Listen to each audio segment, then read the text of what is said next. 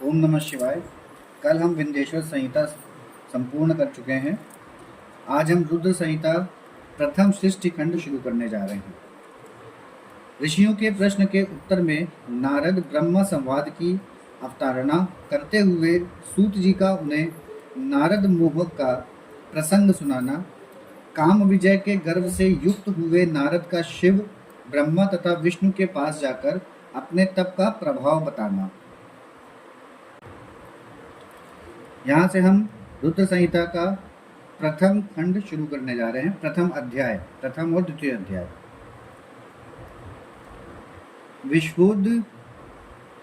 विश्वोब्ध वस्थितिल यादुषी हेतुमेकं गौरीपतम विदित तत्व मनंत कीर्तिम मायाश्रयम विगति मायम चिंतया चिंतया रूपम बोधस्व रूपम मलम ही शिवम नमामि। जो शिव की उत्पत्ति, स्थिति और लय आदि के एकमात्र कारण हैं, गौरी गिरिजा कुमारी उमा के पति हैं, तत्वज्ञ हैं, जिनकी कीर्ति का कहीं अंत नहीं है, जो माया के आश्रय होकर भी उससे अत्यंत दूर हैं तथा जिनका स्वरूप अचिंत्य है, उन विमल बोध स्वरूप भगवान शिव को मैं प्रणाम करता हूँ। वंदे शिवम ताम प्रकृतिर नादिम प्रशांत मेकम पुरुषोत्तम ही स्वमाया कृतस्न मिदम ही सृष्टवा नमो वंदत बरिया रासित्य तो या। मैं स्वभाव से ही उन अनादि शांत स्वरूप एकमात्र पुरुषोत्तम शिव की वंदना करता हूँ, जो अपनी माया से इस संपूर्ण विश्व की सृष्टि करके आकाश की भांति इसके भीतर और बाहर भी स्थित हैं। वंदे स्थरस्थम निज गूढ़ रूपम शिवम स्वतंत्र त्रिष्टु मिदम विचष्टे जगन्ति नित्यम परीतो भ्रमंति यत्सम निधौ चुंबकलो हवतम।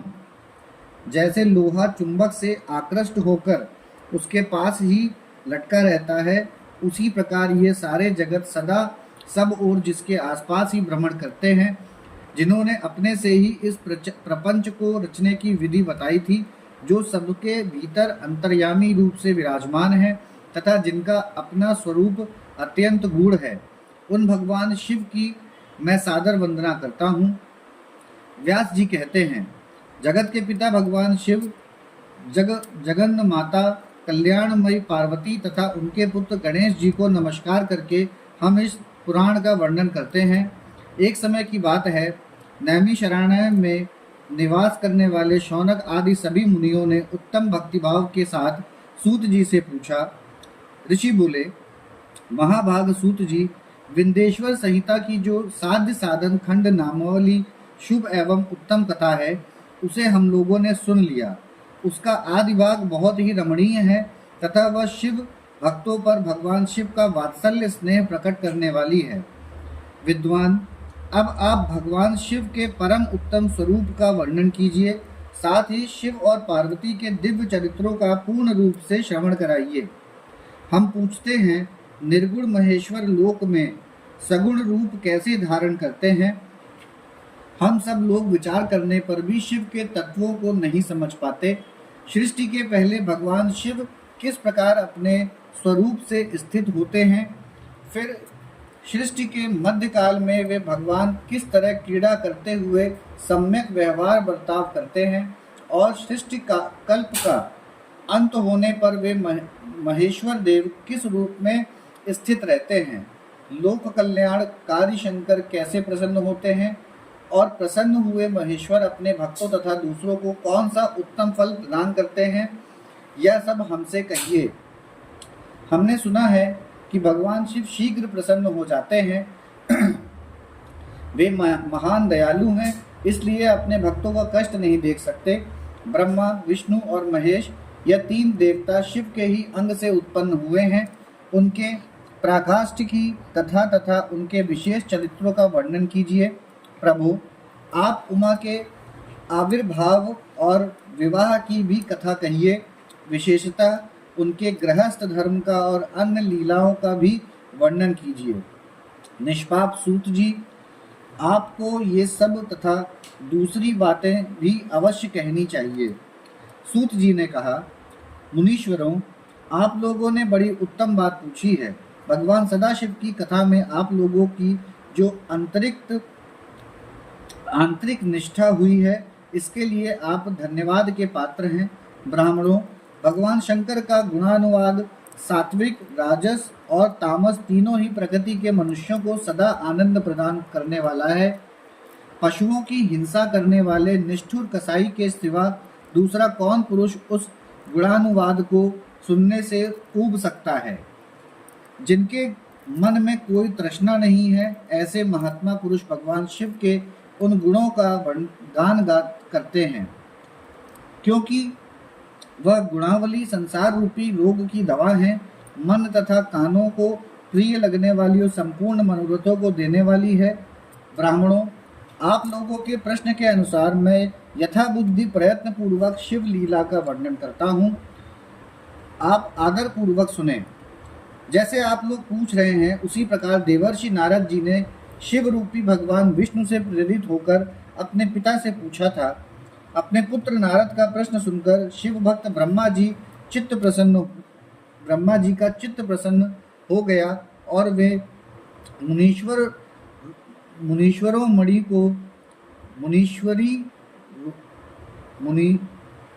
मुनीश्वरोमणियों को हर्ष प्रदान करते हुए प्रेम पूर्वक भगवान शिव के यश का गान करने लगे। एक समय की बात है, मुनीश्वरोमणि विग्रहवर नारद जी ने, जो ब्रह्मा जी के पुत्र हैं, विनीत चित्त हो तपस्या में मन लगाया। हिमालय पर्वत में कोई एक गुफा थी जो बड़ी शोभा से संपन्न दिखाई देती थी। उसके निकट देव नदी गंगा निरंतर वेग पूर्वक बहती थी। वहाँ एक महान दिव्य आश्रम था जो नाना प्रकार की शोभा से सुशोभित था। दिव्यदर्शी नारद जी तपस्या करने के लिए उसी आश्रम में गए। उस गुफा को देखकर मुनिवर नारद जी बड़े प्रसन्न हुए और शीघ्रादि काल तक सुदीर्घ काल तक वहां तपस्या करते रहे। उनका अंतःकरण शुद्ध था। वे दृढ़ता पूर्वक आसन बांधकर मौन हो प्राणायाम पूर्वक समाधि में स्थित हो गए। ब्राह्मणों, उन्होंने वह समाधि लगाई जिसमें ब्रह्मा का साक्षात्कार करने वाला अहम ब्रह्मास्मि यह विज्ञान प्रकट होता है। मुनिवर नारद जी जब इस प्रकार तपस्या करने लगे, उस समय यह समाचार पाकर देवराज इंद्र कांप उठे। वे मानसिक संताप से विहल हो गए। ये नारद मुनि मेरा राज्य लेना चाहते हैं। मन ही मन ऐसा सोचकर इंद्र ने उनकी तपस्या में विघ्न डालने के लिए प्रयत्न करने की इच्छा की। उस समय देवराज ने अपने मन से कामदेव का स्मरण किया। स्मरण करते ही कामदेव आ गए। महेंद्र ने उन्हें नारद जी की तपस्या में विघ्न डालने का आदेश दिया। यह आज्ञा पाकर कामदेव वसंत को साथ ले बड़े गर्व से उस स्थान पर गए और अपना उपाय करने लगे। उन्होंने वहां शीघ्र ही अपनी सारी कलाएं रच डाली। वसंत ने भी मदमत्त होकर अपना प्रभाव अनेक प्रकार से प्रकट किया। मुनिवरों, कामदेव और वसंत के अथक प्रयत्न करने पर भी नारद मुनि के चित्त में विकार नहीं उत्पन्न हुआ। महादेव जी के अनुग्रह से उन दोनों का गर्व चूर्ण हो गया। शौनक आदि महर्षियों, ऐसा होने में जो कारण था उसे आदर पूर्वक सुनो। महादेव जी की कृपा से नारद मुनि पर कामदेव का कोई प्रभाव नहीं पड़ा। पहले उसी आश्रम में काम शत्रु भगवान शिव ने उत्तम तपस्या की थी और वही उन्होंने मुनियों की तपस्या का नाश करने वाले कामदेव को शीघ्र ही भस्म कर डाला था। उस समय रति ने कामदेव को पुनः जीवित करने के लिए देवताओं से प्रार्थना की। तब देवताओं ने समस्त लोगों का कल्याण करने वाले भगवान शंकर से याचना की। उनके याचना करने पर वे बोले, देवताओं, कुछ समय व्यतीत होने के बाद कामदेव जीवित तो हो जाएंगे, परंतु यहाँ उनका कोई उपाय नहीं चल सकेगा। अमरगण यहाँ खड़े होकर लोग चारों ओर जितनी दूर तक की भूमि को नेत्र से देख पाते हैं, वहां तक कामदेव की बाणों का प्रभाव नहीं चल सकेगा, इसमें संशय नहीं है। भगवान शंकर की इस उक्ति के अनुसार उस समय वहां नारद जी के प्रति कामदेव का निजी प्रभाव मिथ्या सिद्ध हुआ। वे शीघ्र ही स्वर्गलोक में इंद्र के पास लौट गए।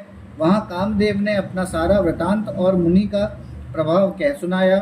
तत्पश्चात इंद्र की आज्ञा से वे वसंत के साथ अपने स्थान को लौट गए। उस समय देवराज इंद्र को बड़ा विस्मय हुआ।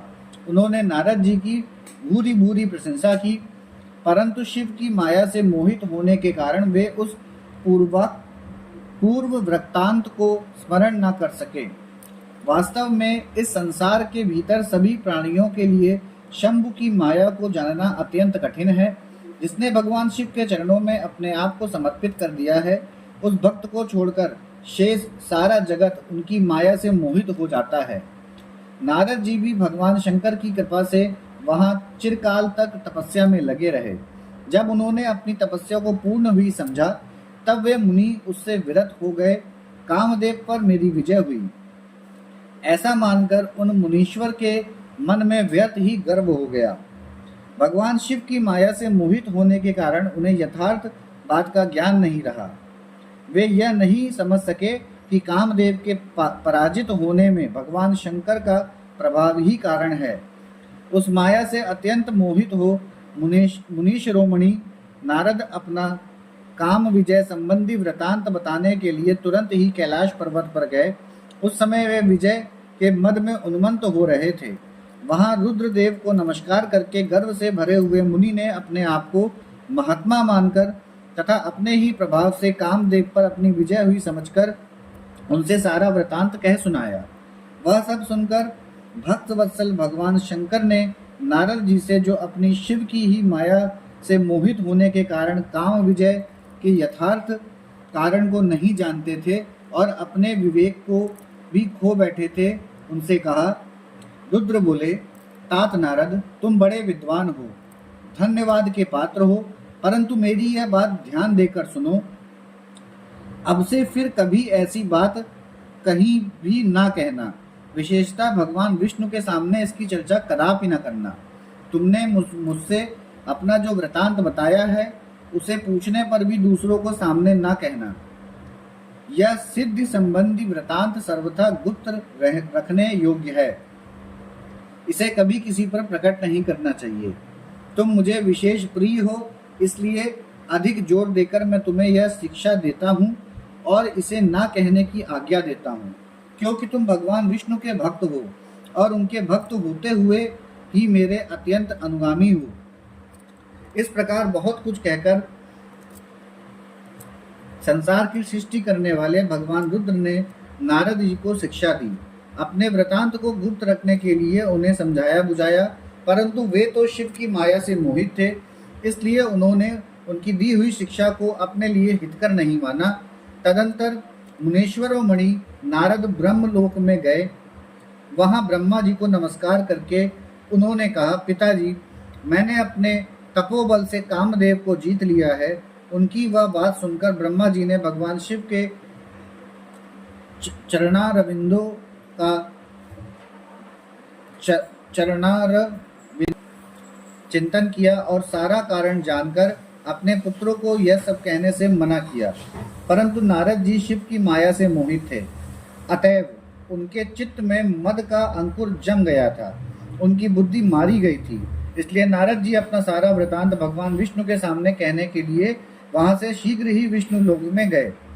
नारद मुनि को आते देख भगवान विष्णु बड़े आदर से उठे और शीघ्र ही आगे बढ़कर उन्होंने मुनि को हृदय से लगा लिया। मुनि के आगमन का क्या हेतु है, इसका उन्हें पहले से ही पता था।